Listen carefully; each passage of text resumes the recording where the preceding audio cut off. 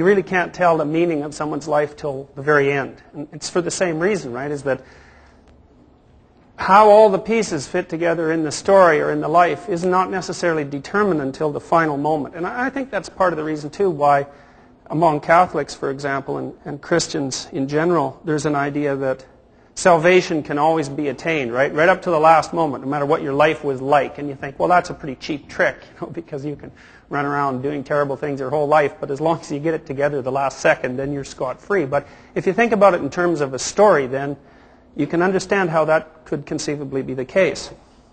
And it's for this reason, of course, that this lecture in particular makes me nervous more than any of the other ones I do, because I've been telling you a story that's basically 40 hours long, right, in its spoken form, and then who knows how long in its written form, and it's complicated to pull it together properly, and that's partly because, as far as I've been concerned, we've been talking about issues in psychology that are more difficult than any other.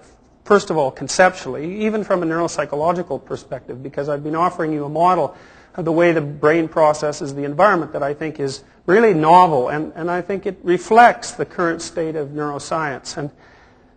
But more than that, there's the problem that we've been dealing with issues all the way along of life and death, and of war and destruction, and of the possibility for clear-headed optimism, right? A possibility which, as we've discussed, more or less escaped Tolstoy, say, for most of his life, right? Because when Tolstoy woke up from his delusions, he looked at the world and he said, well, clearly it's such a terrible place that, as if you're not looking at it through the veils of illusion, there's no way that you can do anything but stand in opposition to it once you understand its basic structure, right? Suffering, and innocent suffering, and complete vulnerability, and the whole existential mess that makes up life. Now, it turns out that Tolstoy overcame his rationally induced cynicism in a kind of mystical way. He had a dream that he was suspended from some transcendent space by a belt around the middle of his waist, which hung him over a pit of chaos. And in that image he found comfort, and fair enough, it's a powerful image, but it's not well delineated, right? And it worked well for Tolstoy, and you can see that the image has power, but you can't grab it with your rational mind. You can't take it into pieces and analyze it as an argument. And that's what we do if we're intellectuals, right? We try to understand the detailed structure of something. And I think the detailed structure of what Tolstoy apprehended as optimistic is actually comprehensible. And we've been working towards that and circling around it the entire course of this lecture series. But I've found with this material that with each circling around the target, it gets clearer and clearer. It's a funny thing. It's like you're looking at something that's too complicated to see all at once. So you have to look at it from multiple different perspectives, and again and again. And each time you look at it, it becomes clearer and clearer. And that's still the case for me when I go through this material. Every time I go through it, I think, oh yeah, that piece fits there, and that piece fits there, and that's how that makes sense, and oh, that's a lot more remarkable than I thought it was to begin with, and so on. And it seems fundamentally inexhaustible. And of course, that's what you'd expect from deep, deep stories, right? Stories that have been around for thousands and thousands of years wouldn't have been around for thousands and thousands of years unless they were in some sense inexhaustible. And we've talked about some of the processes that might contribute to that inexhaustibility. So at the beginning of the lecture series, I told you to consider the assumption that there was more than one way of looking at the world, right? There was the standard materialist sort of scientific viewpoint, which was that the world was made up of objects, independently existent, us among them. The objects had no intrinsic value one way or another, and the issue of meaning per se wasn't included in that account. And then I said, well, wait, there's another way of looking at the world that we spent just as much time developing, that we utilize even more, and that's the narrative.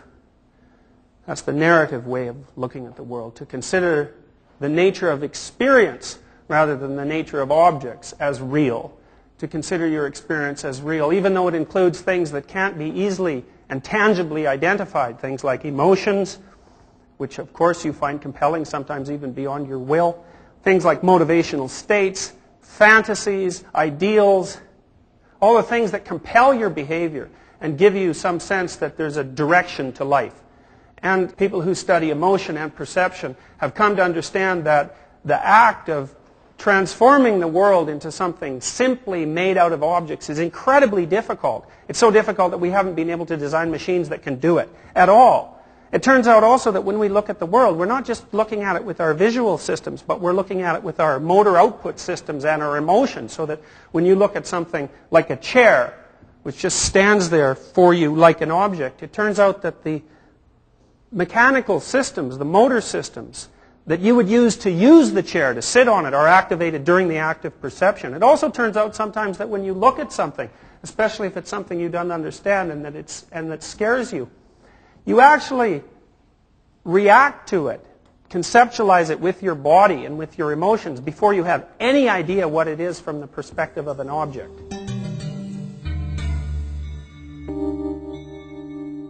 When you look at the world and when you think about the world, you have to do it from a motivated perspective and an emotionally ridden perspective.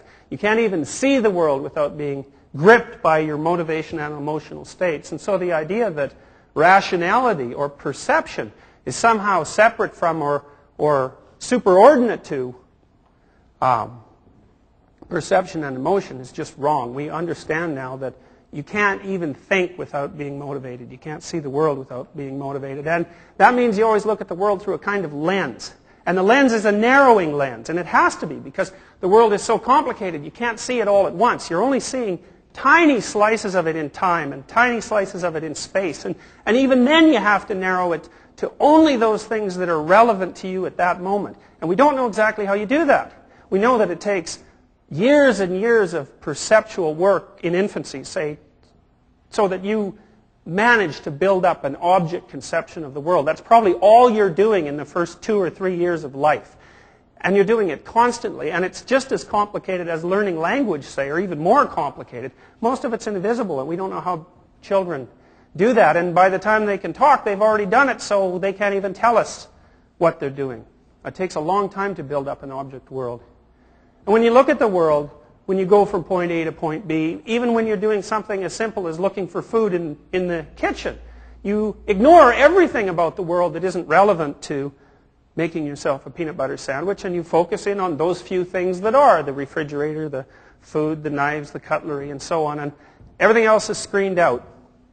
And you can't help but look at the world through that kind of lens. And the lenses change, and you can be in different motivational states, and they can change because of internal transformations. You're not hungry, you're thirsty, or you're not thirsty, you're interested in someone. Or somebody's telling you a story, and then you adopt their motivational framework, and you can see the world through their eyes. And now we know the neural machinery for that, and we already talked about that. So we can toss back and forth these motivational frames of reference, and that gives us insight into someone else's world.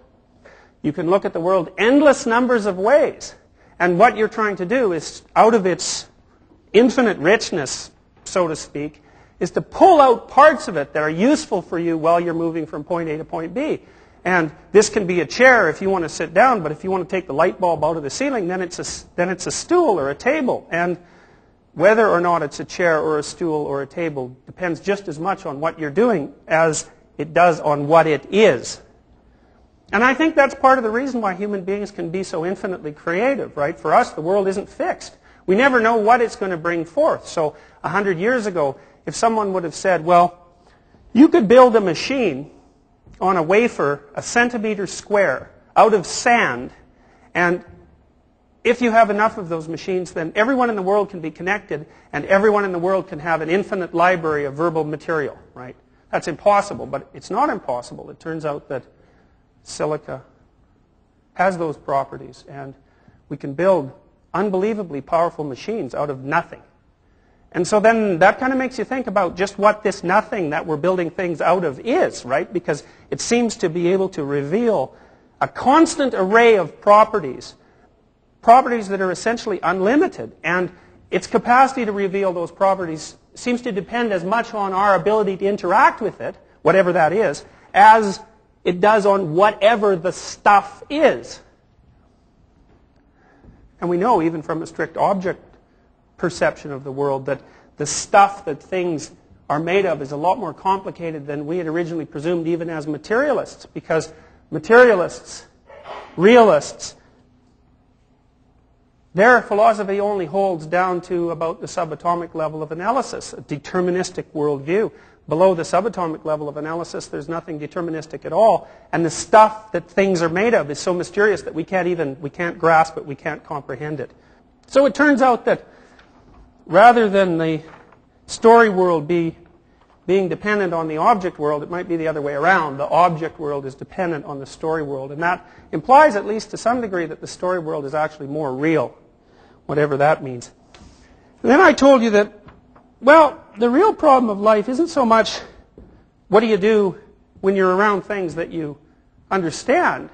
The real problem of life is what do you do when you encounter something you can't conceptualize. And I think a good recent example of that was the bombing of the World Trade Towers, which people were compelled to watch over and over and over and over. And if you ask someone, well, what is it that you're watching? They would say, well, I'm watching the World Trade Towers fall down. But then you might say, well, why are you watching it over and over? And they would say something like, well, I can't believe it. I can't believe it's happening. And what does that mean? It means something like, whatever it is that's happening here, whatever's being blown apart, exceeds my ability to model. And as a consequence, I have to expose myself to it again and again and again and again to try to understand what's falling. Like, what's falling exactly? Is it just the towers? Is it 20,000 people? Is it the financial system of the U.S.? Is it the stability of the Western world? Is it the beginning of World War III? Or as the former CIA director just mentioned in the U.S., the beginning of World War IV? What is it exactly that you're looking at when something happens that you don't understand?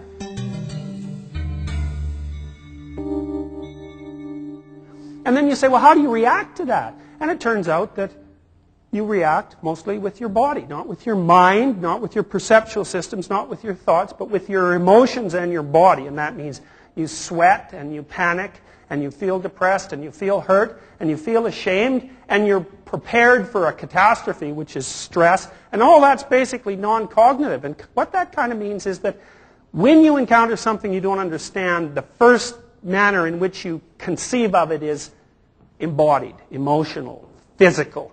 Way before you develop up an object representation or cognitive representation, you may not ever get it. Like an event like that, or a worse event, can throw someone into a tailspin that's so extreme that they never get out of it. So you see, for example, sometimes, and this is more true among elderly people, if their spouse dies, the probability that they'll die in the next year, say from a heart attack or something like that, increases substantially.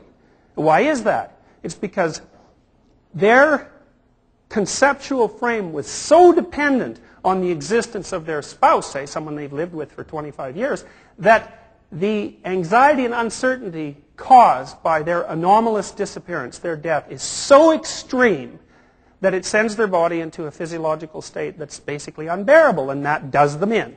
And when you start to understand what having your preconceptions rattled really means, then you also start to understand why people are so motivated to protect their ideological territory, right? Because ideological territory, that's how you see the world. That's your story. And you can't have your fundaments rattled all the time because it throws everything into chaos, and that puts you in this terrible, panicky, cortisol-ridden, stressful state that's really hard on you physically. So we know, for example, that if you're in a state where you're chronically exposed to threat or punishment, which is the case in depression, say, you produce a lot of cortisol, which is a stress hormone, and cortisol is toxic. So the more of it you produce, the more you kill off your hippocampal cells, and you really need them because they're key to memory. You do in your immunological system. There's all sorts of negative side effects of cortisol poisoning. Increased incidence of cardiovascular disease, heightened rate of cancer. Plus, it's just no fun, right? It's the worst thing that can possibly happen to you, essentially. If something unknown happens to you and blows your frame of reference, right, knocks you for a loop, sends you to the underworld, however you want to construe it, that's really going to upset your bandwagon and throw you into a state that you do virtually anything to avoid. But by the same token, there is a possibility that inside that chaotic mess, there's something you really need. And what's the logic there? Well, the logic is something like this. When you look at the world, you only see a fragment of it. And that's good, because it's pretty overwhelming, and a fragment's generally more than enough. But all the information that you've ever gathered in your entire life to build yourself out of and to make your life stable has come as a consequence of your ability to explore what you don't understand. And that's an unlimited capacity, right? No matter how much you explore and how much information you gather, there's always the possibility that there's way more information out there. And that means if you have a problem and you see that it's a problem, even though that's frightening, it's also a gateway into a domain of possibility. And the possibility is this richly informative background that could, in principle, provide you with any answer you need. And then you can think one more thing. The old gods, Mars, say, the god of war, Venus, the god of love, they're all internalized for us, right? We know that anger is a psychological state and that love is a psychological state.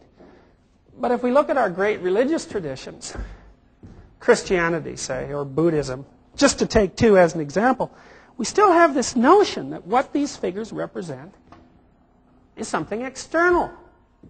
Well, you might say, how primitive, right? Just as primitive as the idea that the god of war is something external is the idea that this sort of figure is supposed to be something external.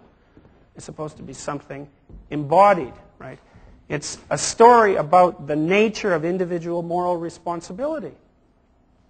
So the idea is something like this. Well, reality itself, the existence of things, seems to depend on the existence of a finite observer, so that we can see things from a perspective. If you don't see things from a perspective, everything is the same. There's nothing delineated. But if there's going to be delineated things, small things, insufficient things, and they're going to be aware, they're going to be vulnerable as a part of their limitation. And so you say, well, limitation is a precondition for being, and that means suffering is part and parcel of being.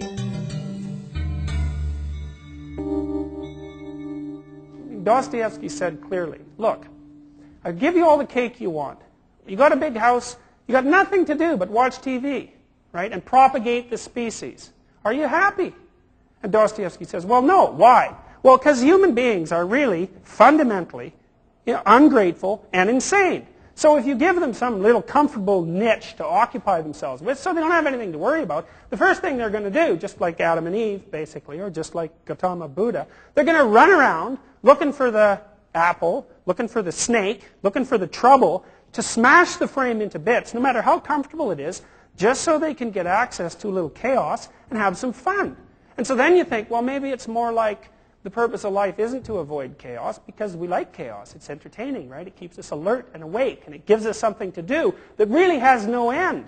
And so maybe the answer is something more like, well, forget the frame of reference, and forget the chaos, but hit the balance, right, between the two, right? So that you got one foot where it's reasonably comfortable, and you got one foot out there where it's kind of exciting and dangerous, and that's perfect. And then you think, the state you want to attain that makes you resistant to even the greatest anomalies of death, say, or vulnerability or mortality, is exactly that position, right? Balanced right between the forces of chaos and the forces of order, or between yin and yang. And how do you know you're there? Because that's what it really boils down to. How do you know that you're there? And then you think, okay, it's pretty simple. You watch with your eyes open. Just like Solzhenitsyn watched. You think, I don't know everything, so let's see what I do know. No preconceptions. I'm not going to shield myself from the truth with some second-rate frame of reference. We don't believe in those anyways, because they're always fragmentable. I'm just going to watch. So when am I not miserable? And then you think, well, I'm not miserable when I'm interested in something. I get interested in something. I don't exactly know why I get interested in it. It catches me. What's the phenomenology of being caught? I'm not self-conscious when I'm engaged in something. I'm more like a child, which is why children have intimations of immortality. I'm engaged in this process. I don't think about myself, so I'm not self-conscious. I lose my sense of temporality because it seems like I can do whatever it is that I'm doing, thing that I enjoy, for hours, and the time flies by, and I'm not even really aware of the surrounding world. And none of my existential concerns are paramount at that time. Every need is suppressed by my engagement in the activity. And then you say to yourself, well, yeah, fine, that only happens like, 10 minutes every 3 days or something when I'm being particularly miserable. But you might say, well, the fact that it happens at all is probably worth paying attention to. I mean, if you believe that your experience is real, like real, the fact that you can get into a state like that at all is worth paying attention to. And so then you might say, well, that's where your sense of ethics really starts to arise, is what makes you interested? Well, it might be just as cracked and peculiar as something you could possibly imagine, right? Your parents are against it, your friends are against it, even you're against it when you're thinking clearly, but there's still this reality that something compels you. And then you think, well, can you trust it? And I think, well, that's a tough question, because I read for a long time, I read accounts of serial killers, because I was really interested in what motivated them, right? And they're an interesting breed in many ways, which is why there's such a popular fascination with them. And so then you think about a story like that, and you think, geez, maybe you can't trust your interest, right? Maybe it'll take you somewhere you don't want to go, like seriously where you don't want to go. How do you know that if you really let yourself be who you could be, that you'd end up somewhere good? And so then you come to the second part of the story, which is something like this. Let's say that you're a very, very, very finely tuned biological machine, right? Akin to a computer. And then you say, okay, you take a computer and you feed it false information. What do you get out? False information, right? Well, you're stuck with this computer. It's very complicated. You kind of reside in it in some manner you don't understand. And yet, you're prone, upon occasions, either to deny it information altogether when you walk away from something you know you shouldn't walk away from, or to feed it bad information.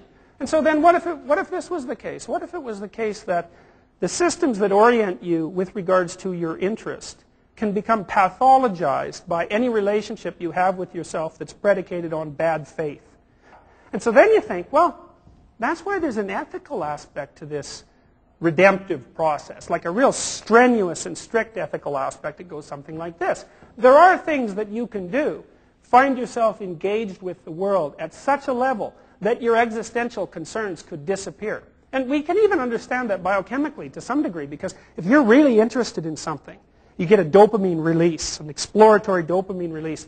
That's great. I mean, that's associated with positive affect, with confidence, with increased immunological functioning, with better memory functioning, with learning, everything you want.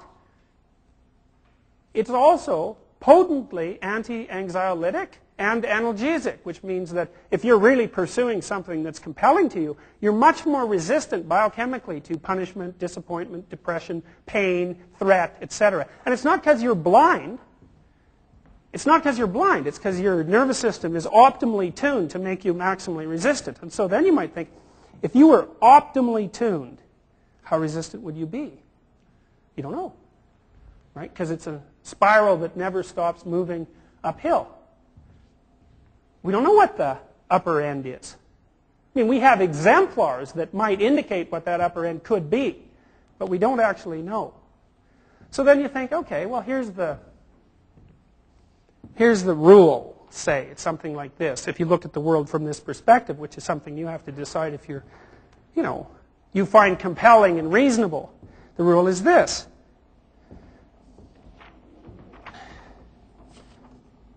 You're always going to run into anomaly, right? And anomaly is always going to look to you like this. And it's no bloody wonder you want to run away from that. I mean, in some ways, your whole body is telling you, watch out, and for good reason, because it's no joke. But then there's more to the story, because the anomalous thing, that's everything you don't know. And you might say, well, you're going out with someone, you want to have a long-term relationship, they betray you. How could there be any good in that? Because that's certainly what you're going to ask when you first encounter the unexpected information. But then you might think, could be that I'm a little too naive for my own good, right? People pull me in a little more than they should, or I'm not sufficiently careful when I enter into intimate relationships with people, or I don't treat people right, or I don't have a good conceptualization of myself, or I'm chasing after the wrong person. Well, that's all going to be very annoying to learn. But if you don't learn it, you're going to be in big trouble. So maybe the best thing to do when an anomaly of that sort hits you is to think, okay, yeah, it's a dragon. No doubt it will eat me. But if I don't let it eat me, then there'll just be another one waiting around the corner, and it'll probably be a little bit bigger. And if I get eaten by enough of them, I'm not really going to want to be around much. And maybe I'm not going to be willing to help other people be around much either. Doesn't seem like a very good alternative to me. back in 1957, some new Gnostic writings were discovered in a cave. They were discovered by these two Arab guys who went out to kill the man who'd killed their father. They took him out into this cave and they killed him, and when they were burying him, they found these amphora full of papers and papyrus.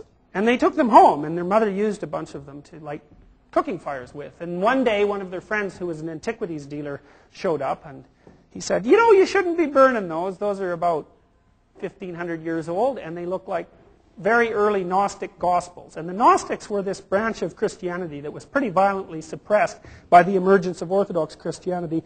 And the Gnostics believed that faith was a good thing, but knowledge was all right too.